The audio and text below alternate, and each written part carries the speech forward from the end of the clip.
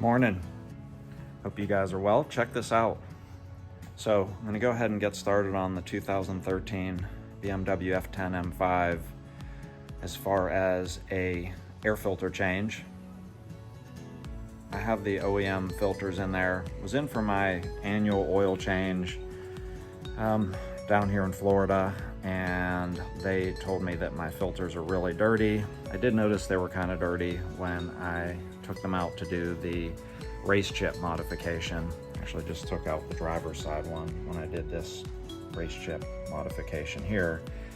Loving the race chip, man. It's awesome. It just adds so much power. I was telling some friends that it feels like when I stomp on it, like King Kong is like above me, giving me a really good push. It's just effortless. Makes the car feel a lot lighter. Not quite like the R8, but man, it's a lot lighter feeling. And I don't have as much wheel spin as I thought I was gonna have.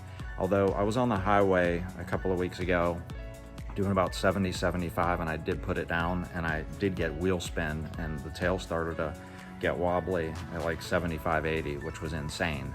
But anyway, with regard to this, I'm putting in these AFE air, what are they? They're air filters, but they're dry, oil-free, unlike the K&Ns. So I won't have any MAF sensor issues with oil getting on the MAF sensor.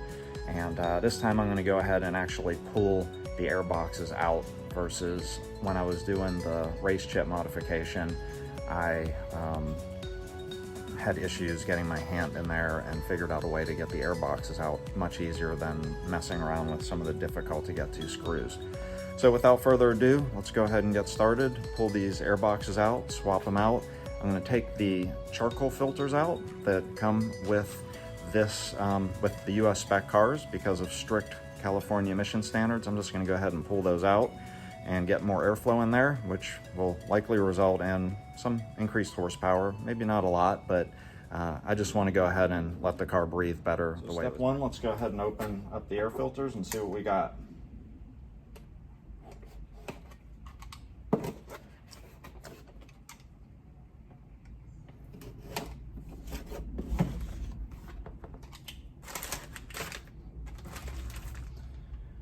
Do not dry media, do not oil. So it is ready to install. They feel nice, solid, as one would expect. Got two of them, one for each intake. Got a nice sticker, so I don't know that I necessarily need to put a sticker in the engine bay. If you think I should, maybe leave a comment down below. All right. I'm going to start by loosening these hose clamps over here.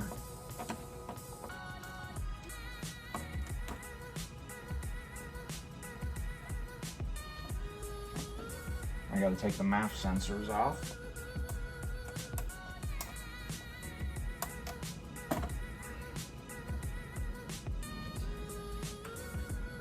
I did that on both sides.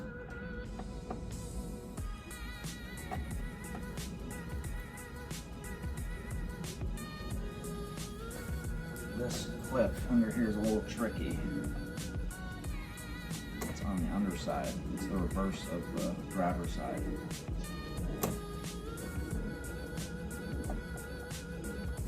Pull it out. There we go. Now, I'm going to go ahead and remove the larger 30 Torx screws, which are down in here. And this isn't long enough. So I'm going to go ahead and use a socket to do that. So I just put this in a socket. Let's see how that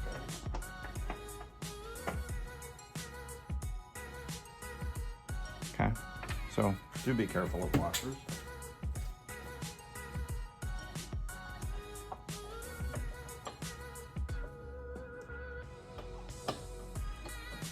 So the air is sucked in down from below, and there is nothing holding that attachment in from down here where the air comes in. can actually see daylight through the grill where it sucks air in kind of through here. There is a product that I saw on one of the tuner websites, and it actually extends the suction where the air is sucked in. It extends it so it's visible from right behind the grill, and it's carbon fiber. It looks kind of cool. So let's go ahead and start with this side, and you're going to see me wrestling with it a little bit. I'm going to take this hose off of here. Actually, I'm going to use a screwdriver to deal with this plug thing that's back in here. See if I can just pop it out.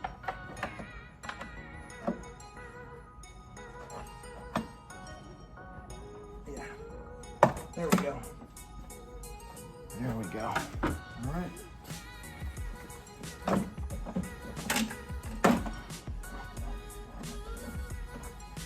And there's my air box right there. So, wow, actually has an intake space down here. So I'm going to go ahead and, I don't think you need to watch me remove these screws around here. I'm going to go ahead and remove these screws, and then when I'm done with that, I'll go ahead and put the video back on, and you can see me swap out the old air filter, and the charcoal filter will be removed. Okay, literally 3 minutes later, I have all the screws loosened, and even this tricky one. The reason why you take the air box off is because this one. It is really tough to get your hand in there and get the right tool in there if you don't have the universal joint type tools. So anyway, here I am. So I'm going to take the lid off, and we can see the charcoal filter here. Seems pretty restrictive to me. I get it. So I'm going to go ahead and pull that out. Here is the original OEM filter. It is filthy. It's not bad quality, but it just doesn't have the same feel as the aftermarket APE. So, all right, let's go ahead and pull the old one out. I'm going to use a flathead screwdriver, which I have over here.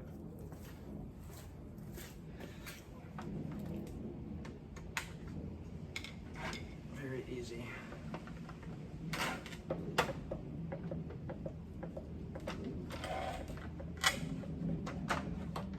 So that's that.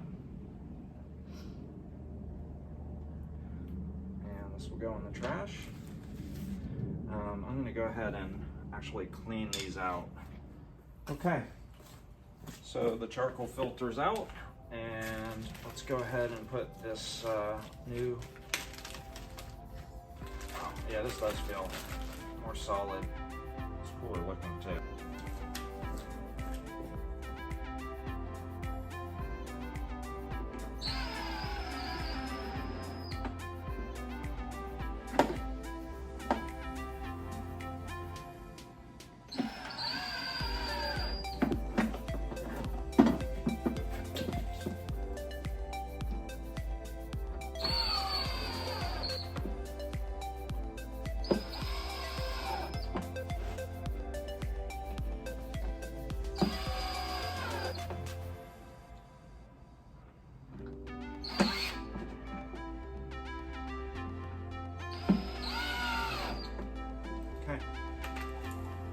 Tighten even the more difficult one.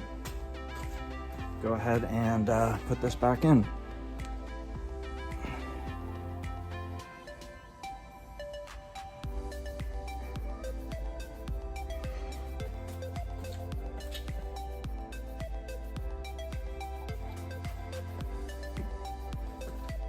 A friendly reminder, if you haven't seen the 10 things I hate about my Volvo, which is over there, man, that's my most successful video yet. Got a lot of thumbs down on it, but it just was honest. So we'll go ahead and slide this back into place.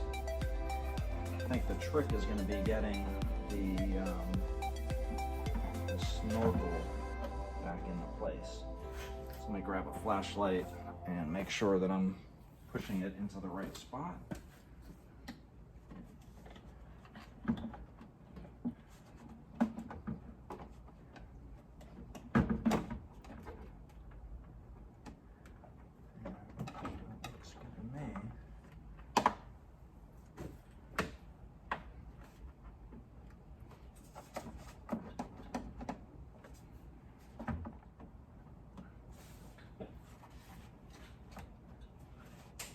that's it.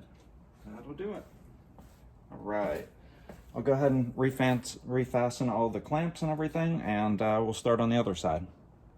All right, let's start on the driver's side. And do it the same way. We're going to pull the hose back, and the hose, when I say the hose, I mean on the box itself right here. So we're going to pull that back. There's a little screwdriver for a little assist.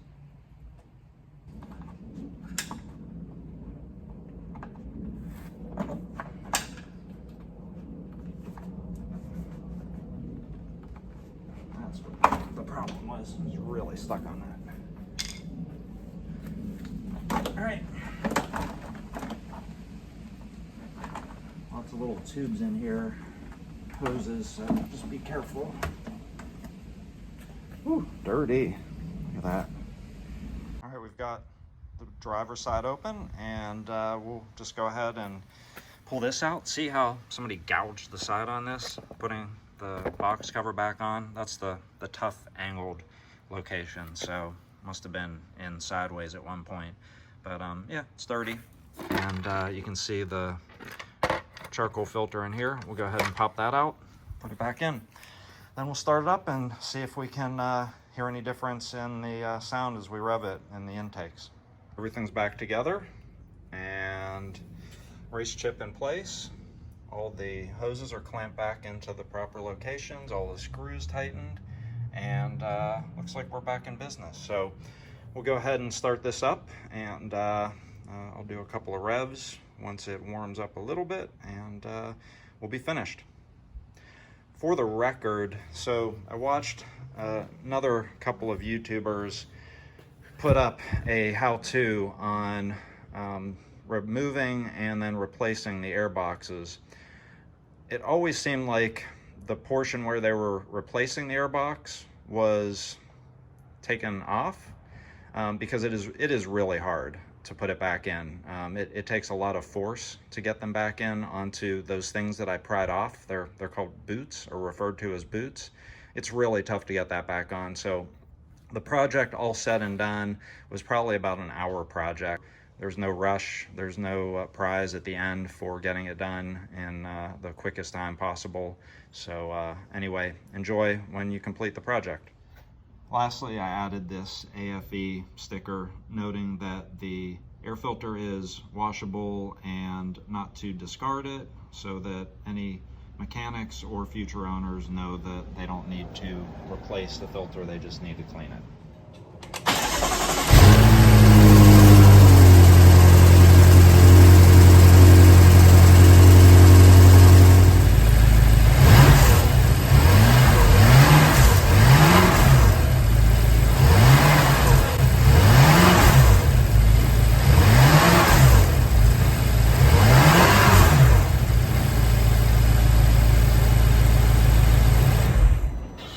All right, guys, another successful modification. I'd call it a modification because it does add horsepower to have these higher flow air filters and getting rid of the charcoal filters. So I'm excited about that. And I think the next video could possibly be the wheels coming in for the R8. I was told that they're delayed until January, unfortunately. But once we get those, we'll go ahead and put those on and do a video for that. And then maybe we'll do a little bit more of an in-depth review, since I've had the R8 for 6 months, about how livable it is to drive it regularly. I put 1,000 miles on it, which isn't a lot, but the car only came with 2,500, so I think that I've added substantially a lot of miles to it and have really enjoyed it, and I intend to put a lot more on it. So anyway, until next time, thanks.